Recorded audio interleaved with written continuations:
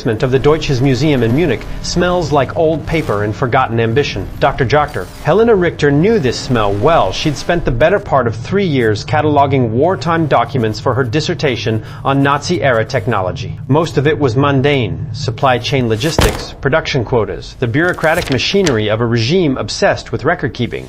But on a gray October morning in 2019, Helena found something that made her hands tremble as she turned the yellowed pages. The folder was marked Project Fernseh Telefon, Streng Geheim, Television, Telephone Project, Top Secret. Inside were technical drawings, mathematical calculations, and a series of letters written in precise Germanic script. The author was Dr. Georg Weißkopf, a name Helena didn't recognize. Drawing showed a device that looked disturbingly familiar, a flat rectangular screen, roughly the size of a modern tablet, with what appeared to be a keyboard overlay. The technical specifications described Drahtlos Übertragung von Bild und Ton, wireless transmission of image and sound, tragbares Kommunikationsgerät, portable communication device, and most remarkably, automatisch, Textübersetzung durch mechanische Berechnung, automatic text translation through mechanical calculation. The date on the documents, March 1940. Helena sat back in her chair, her heart pounding. Either this was an elaborate hoax, or she'd stumbled onto one of the most extraordinary cases of technology. Behind the vision, Georg Weißkopf was born in 1891 in Leipzig, the son of a clockmaker. His early aptitude for mathematics and mechanics earned him a scholarship to the Technical University of Berlin, where he studied electrical engineering under some of Germany's brightest minds. By 1920, he published several papers on wireless transmission theory that caught the attention of the emerging radio industry. But Weißkopf was different from his colleagues. While they focused on improving existing technologies, he spent his evenings filling notebooks with wild speculation about the future. What if you could see the person you were talking to on the telephone? What if you could carry an entire library in your pocket? What if machines could... His colleagues thought he was eccentric at best, delusional at worst. One professor wrote in a letter from 1923, Weißkopf has a brilliant mind for practical problems, but he wastes too much time on impossible fantasies. A device that can do all he imagines would require the computing power of 1,000 human mathematicians working simultaneously. It is physically impossible. The professor was right, of course, for 1923. He just couldn't imagine how computing power would evolve over the next century. When the Nazis came to power in 1933, Weißkopf faced a difficult choice. He had Jewish friends and colleagues who were being pushed out of universities. He detested the regime's ideology, but he also recognized that wartime urgency might provide the resources to explore his ideas. He made a Faustian bargain. He would work for the Reich, but on his own terms, pursuing research. It was a rationalization many German scientists made during those dark years. Some historians would later judge them harshly for it. Others would argue they were trapped by circumstance. Part 3. The Secret Project. In early 1940, Weißkopf approached the Reich Ministry of Aviation with a proposal. Germany needed better communication systems for its military operations, he argued. What if soldiers could see battlefield conditions in real time through portable devices? What if commanders could communicate with visual information, not just voice? The ministry was intrigued. They gave Weißkopf a small team and a laboratory in a converted mansion outside Berlin. The project was classified under the bureaucratic designation Fernseh Telefon, but Weißkopf privately called it something else in his notebooks. Das Universal. His vision went far beyond military communication. In a letter to his wife dated April 1940, he wrote, "My dear Margaret, I know you think I am chasing ghosts again, but I swear to you, I can see it clearly. Within 100 years, perhaps sooner, every person will carry a device no larger than a book. Through this device, they will speak to anyone in the world, see them as if they were in the same room. They will access all human knowledge instantly. They will navigate unfamiliar cities with precision. They will capture moments in moving pictures and sound. Language barriers will dissolve. The device will be so essential that people will feel anxious without it, as we now feel anxious without our pocket watches. The technology does not exist yet, but the physics allows for it. The mathematics supports it.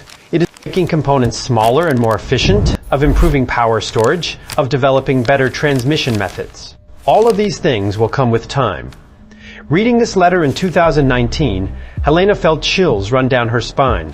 Weißkopf hadn't just predicted smartphone, she'd predicted smartphone addiction. Part 4. The technical drawings. The most remarkable aspect of Weißkopf's work wasn't his general vision, but his specific technical insights. His drawings showed an understanding of concepts that wouldn't be formally developed for decades. One sketch showed what he called a berührungsempfindlicher Bildschirm, touch-sensitive screen. He theorized that a grid of electrical sensors beneath a glass surface could detect the pressure and location of a finger, allowing essentially describing capacitive touch technology, which wouldn't be commercialized until the 1990s. Another drawing depicted a miniature electron, in-ren matrix, miniature electron tube matrix that could store and process information, while his solution used vacuum tube technology, the only option in 1940. The architecture he described was functionally similar to modern integrated circuits. He'd even calculated that you'd need approximately 1 million solcher Ren, jede nicht größer als ein Sandkorn, 1 million such tubes, each no larger than a grain of sand, to achieve the computing power necessary for his universal device. He was describing the equivalent of a microprocessor. 3 decades. In another section, Weißkopf outlined a concept he called Funkwellenortung für Zivilisten, radio wave positioning for civilians. He proposed a network of high-altitude transmission stations that could help individuals determine their exact location through triangulation. It was a crude but recognizable description of GPS technology, which wouldn't become operational until the 1990s. Perhaps most impressive was his work on automatische Sprachübersetzung, automatic language translation. He recognized that translation wasn't just about substituting words, but understanding context and meaning. He proposed a mechanical brain that could analyze patterns in how languages conveyed similar ideas, building what he called a Bedeutungsnetzwerk, meaning network. It was a prescient description of other visionaries. As Helena dug deeper into wartime German technology, she discovered that Weißkopf wasn't entirely alone in his forward thinking. The Nazi regime, for all its moral bankruptcy, had fostered an environment where some scientists felt empowered to think ambitiously about technology. At the Peenem Day research facility, where Werner von Braun was developing the V-2 rocket, other engineers were sketching designs for multi-stage rockets that could reach space, orbital platforms, and even lunar missions. These weren't official projects. They were evening speculations, dreams for a post-war world.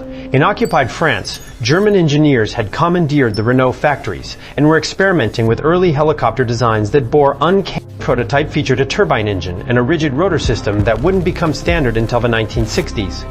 At IG, Farben's laboratories, chemists were developing synthetic materials that looked eerily like modern plastics and polymers. One internal memo from 1943 described a vision for Kunststoffhäuser, plastic houses, that could be mass-produced and assembled quickly, essentially prefab housing made from polymers. The Luftwaffe commissioned studies on what they called Reaktionsflugzeuge, reaction aircraft jet planes. And some designers went further, sketching delta-wing configurations and even concepts that resembled modern stealth aircraft, with angular surfaces designed to reduce. Even a project investigating magnetische Aufzeichnung, magnetic recording, for both audio and video, trying to develop what would essentially become videotape technology, decades before its commercial introduction. But none of these projects achieved what their designers imagined. The regime was too focused on immediate military needs. Resources were stretched thin by the expanding war, and the moral catastrophe of Nazism ultimately destroyed the infrastructure that might have brought any of these visions. Fickle dilemma. The more Helena learned about Weißkopf and his contemporaries, the more troubled she became. These were brilliant minds who had made extraordinary conceptual leaps, but they'd made them while working for a genocidal regime. Weißkopf himself never joined the Nazi Party, but he accepted their funding and worked toward their military objectives. His papers contained no political commentary, no expressions of ideology, but they also contained no evidence that he'd resisted or even objected to what was happening around him. In June 1943, Weißkopf's laboratory was bombed during an Allied air raid.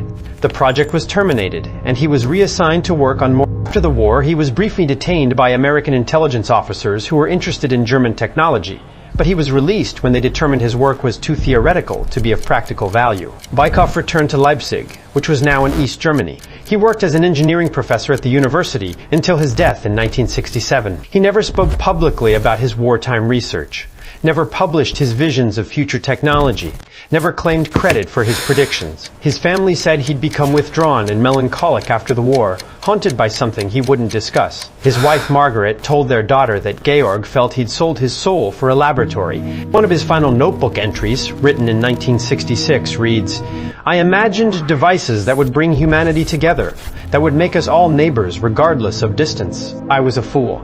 Technology amplifies what we already are. A device that connects everyone equally will be used to divide us into tribes, to spread lies as quickly as truth, to turn commerce and surveillance into constant companions. I saw the future, but I did not understand it. This entry haunted Helena. Had Weißkopf predicted not just smartphones, but their darker implications? Or was this the bitter reflection of an old man who'd compromised his principles and found his Nazi-era inventions that echo today?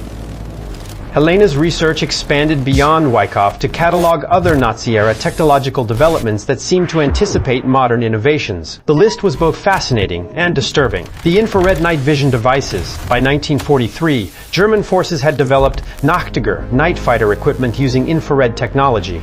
Soldiers and tank operators could see in complete darkness using devices mounted on their weapons and vehicles. The technology was primitive and the equipment was bulky, but the principle was identical to modern night vision systems. Some historians argue this was the first practical application of infrared guided missiles. The Fritz X and Henschel's 293 were early guided bombs that could be controlled remotely by an operator watching through a flare on the weapon's tail. They successfully sank several Allied ships, including the Italian battleship Roma. These were essentially the ancestors of modern precision-guided munitions and drone warfare weapons controlled remotely by operators who could see what the weapon saw. The jet engine aircraft, the Messerschmitt Me 262, was the world's first operational jet fighter. While jet engine theory had been developed simultaneously in several countries, the Germans were first to deploy jet aircraft in combat. The design principles of the Me 262 swept wings, streamlined fuselage, engine placement influenced post-war assault rifle. The Sturmgewehr 44, CG-44, was the first true assault rifle, combining the firepower of a rifle with the rapid-fire capability of a submachine gun. It used an intermediate cartridge that balanced range, accuracy, and recoil. This weapon's design directly influenced the development of the AK-47 and virtually every military rifle that followed. The ballistic missile, the V-2 rocket, was humanity's first object to reach space, though unintentionally, and the first ballistic missile. While designed as a terror weapon against civilian populations, its technology became the foundation for both the American and Soviet space programs. The same principles that powered the V-2 eventually powered the Saturn helicopter. While the helicopter wasn't invented by Germans, the Flednerfeld 282, Kolibri, and Fokker-Achilles Fa 223 Draka were among the first militarily operational helicopters. The Germans explored rotor designs and control mechanisms that influenced post-war helicopter development. Synthetic rubber and fuel. Faced with resource shortages, German chemists developed synthetic alternatives to natural rubber and petroleum-based fuels. The Fischer-Tropsch process for creating synthetic fuel from coal is still used today in some applications. And German advances in polymer science accelerated the magnetic tape recording. German engineers perfected magnetic tape recording technology, particularly at AEG and BASF.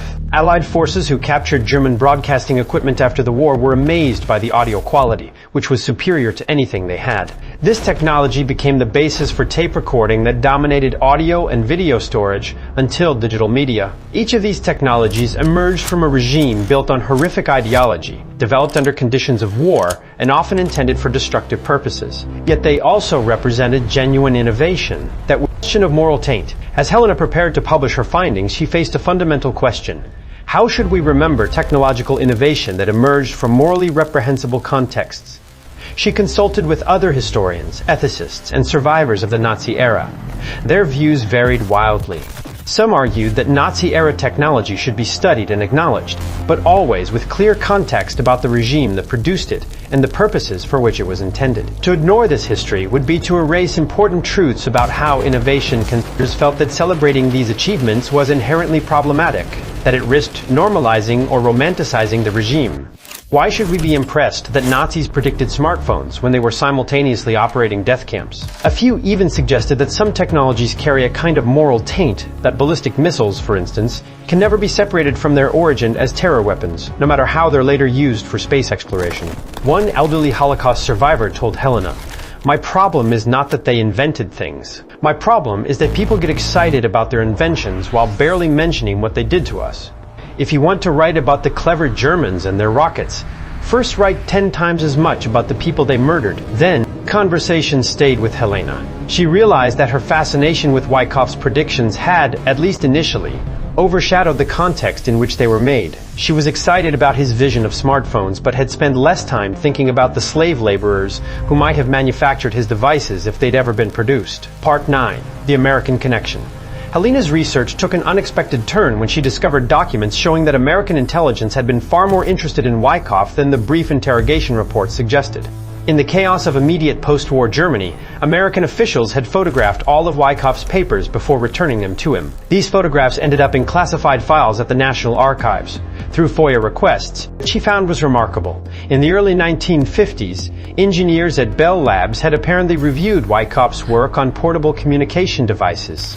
While there's no evidence they directly used his designs, the timeline is suggestive. Bell Labs began seriously researching cellular communication concepts in the mid-1950s, not long after Weißkopf's papers were circulated among American researchers. One internal Bell Labs memo from 1954 mentions the German television telephone concept and notes that while the device Weißkopf imagined was far beyond current capabilities, the fundamental ideas about cellular networks and portable transceivers were worth investigating for long-term development.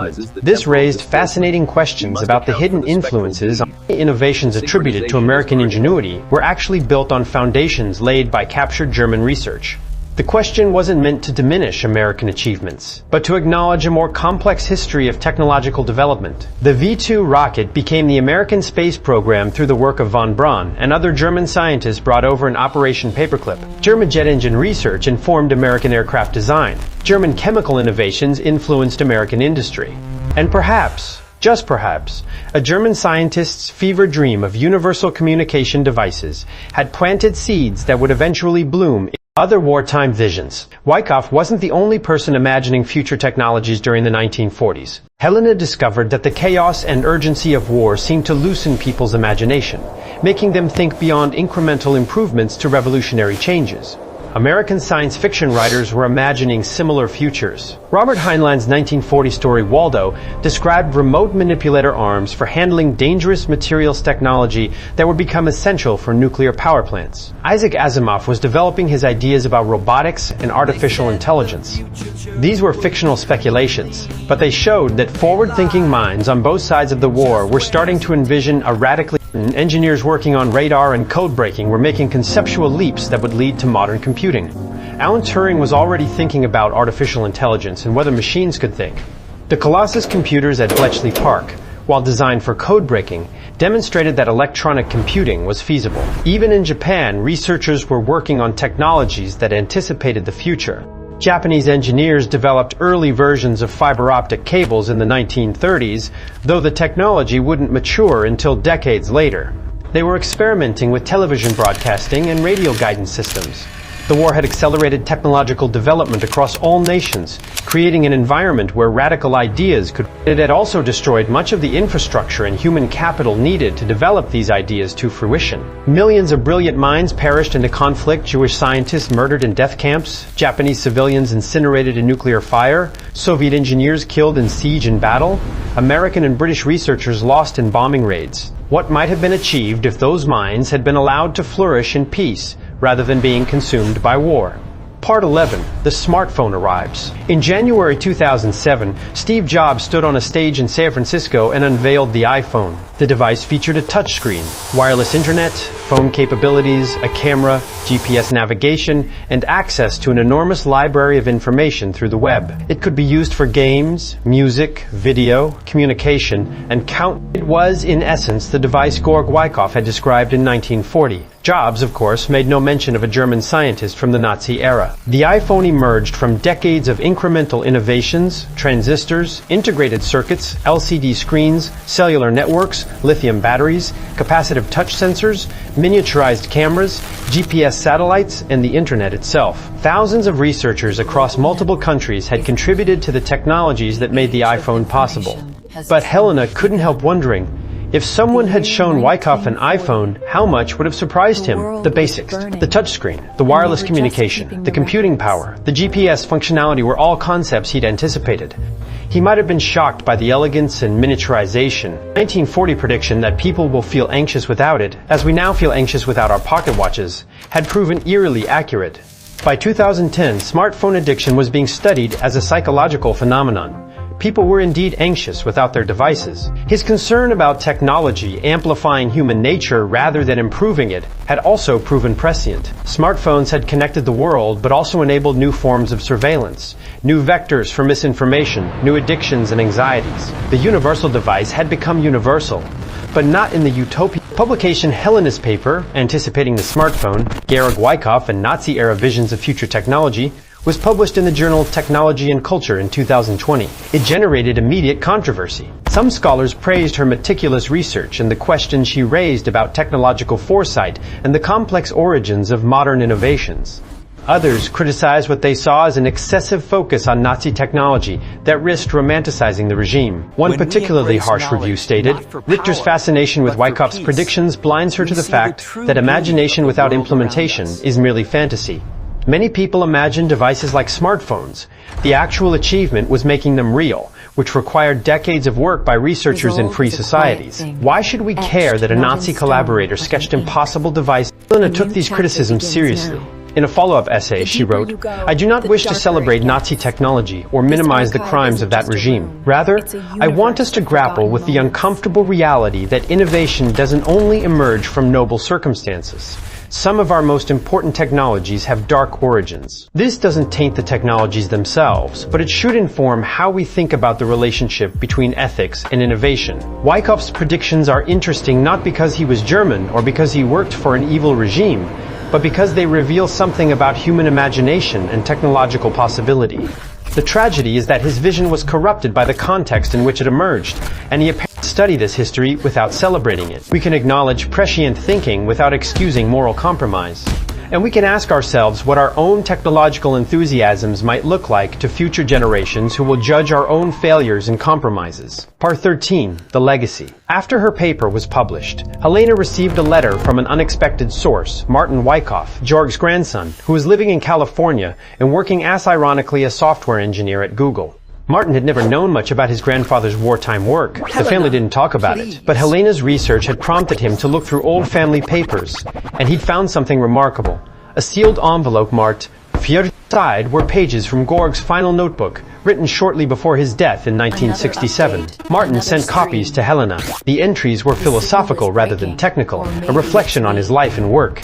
I imagined wonders and I foresaw horrors, though I did not recognize them as such at the time. I wanted to give humanity tools to overcome distance, language, and ignorance. I failed to understand that humanity would use any tool to pursue the same ends we have always pursued: power, comfort, distraction, control. The device I imagined will exist someday. Perhaps it already exists as I write this, in some laboratory where I will never see it. When it becomes common, people will marvel at how we lived without it. They will not think of me, and I am grateful for that. My name should remain forgotten, associated that someone, somewhere, will ask a harder question. Not, can we build this? But should we build this? And then an even harder question. Once we've built it, how do we keep it from owning us? I spent my life imagining tools. I should have spent more time imagining wisdom. Technology is easy. Wisdom is hard. I had plenty of the former and almost none of the latter. My hope, and it is a thin hope, is that future generations will be wiser than we were. That they will build amazing things but remain skeptical of them. That they will harness technology without being harnessed by it.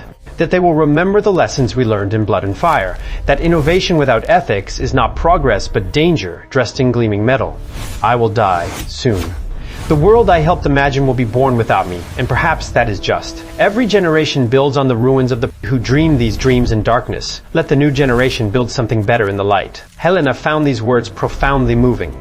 They suggested that Weißkopf had achieved a kind of wisdom late in life, recognizing both the power and the limitations of technological vision. Part 14, Reflections on Prediction. As Helena reflected on several years of research, she realized that Weißkopf's story raised deeper questions about technological prediction and human nature. Why are we so fascinated by people who accurately predicted future technologies?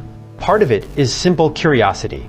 We want to know if the future was always inevitable, if our world was somehow encoded in the past. But part of it may also be a desire to believe that someone, somewhere, understood where we were heading, and the truth is more complex. Many people predicted aspects of our technological future. Science fiction writers imagined video calls, genetic engineering, artificial intelligence, virtual reality, and countless other technologies long before they existed. Some predictions were remarkably accurate, others laughably wrong. Leonardo da Vinci sketched flying machines. Jules Verne imagined submarines and space travel. H.G. Wells predicted aerial warfare and atomic weapons. Nikola Tesla spoke of wireless communication that sounds much like modern smartphones. Arthur C. Clarke outlined the principles of satellite communication. What separated these visionaries from the countless others who made wrong predictions? Sometimes, just luck. Sometimes, a deep times, as in Weiskopf's case, being positioned at the cutting edge of existing technology allowed for more informed speculation about next steps. But prediction is different from creation. Imagining a device is trivial compared to actually building it.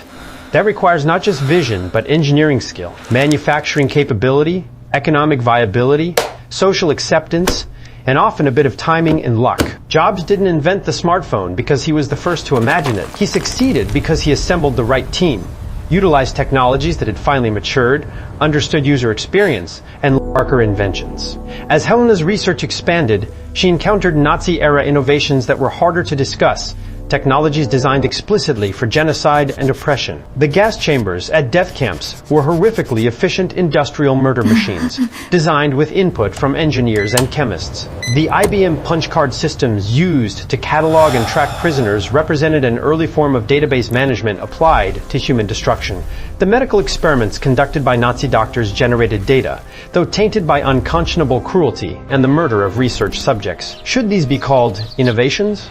The word seems obscene when applied to machines of murder, yet they represented applied technical knowledge, problem-solving, and systematic refinemental characteristics we associate. Holocaust scholars argue these atrocities should never be discussed using neutral technical language, that even describing the efficiency of genocide risks normalizing it. Others believe that understanding the technical dimensions of genocide is important for preventing future horrors, that we need to recognize how ordinary engineering and bureaucratic skills can be marshaled for evil purposes. Helena decided her research would focus on technologies that had ambiguous or dual-use applications, things like rockets, jets, and communication devices that could serve peaceful or military purposes.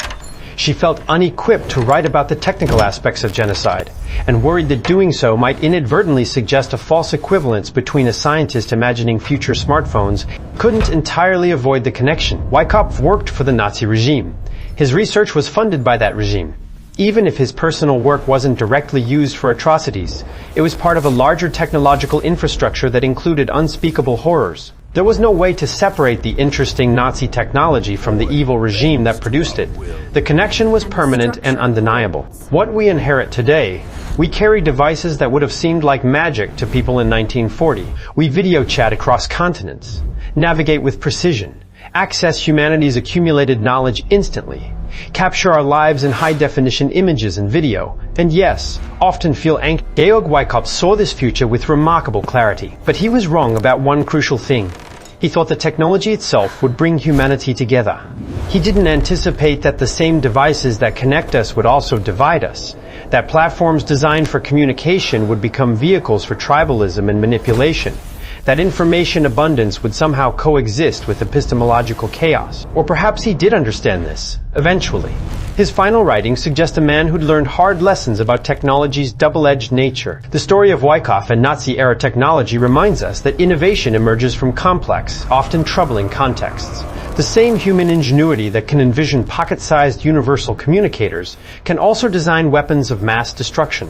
The same systematic thinking that enables technological progress. We inherit all of this, the technologies, the history, the moral questions. We carry devices whose conceptual foundations were laid by people of varying moral status, working in different political systems, pursuing mixed motives. Our smartphones contain components made by exploited workers, running software designed to be addictive, connecting us through infrastructure that enables surveillance. Does this make smartphones bad? Not necessarily. But it should make us thoughtful about technology. It should prompt us to ask not just what can we build, but what should we build, and how do we ensure what we build serves human flourishing rather than human diminishment. Weiskopf predicted smartphones in 1940, but he couldn't predict. Where can we predict where our current technological enthusiasms will lead? Artificial intelligence, genetic engineering, brain-computer interfaces, quantum computing. We can imagine these futures, but we can't yet understand their implications. Perhaps that's Weiskopf's real legacy, not his successful predictions, but his final admission that he'd spent too much time imagining tools and not enough time imagining wisdom. That's the challenge for our generation, not to build less, but but to think more deeply about what we're building and why. The German scientist who predicted smartphones reminds us that the future is both more predictable and more surprising than we imagine.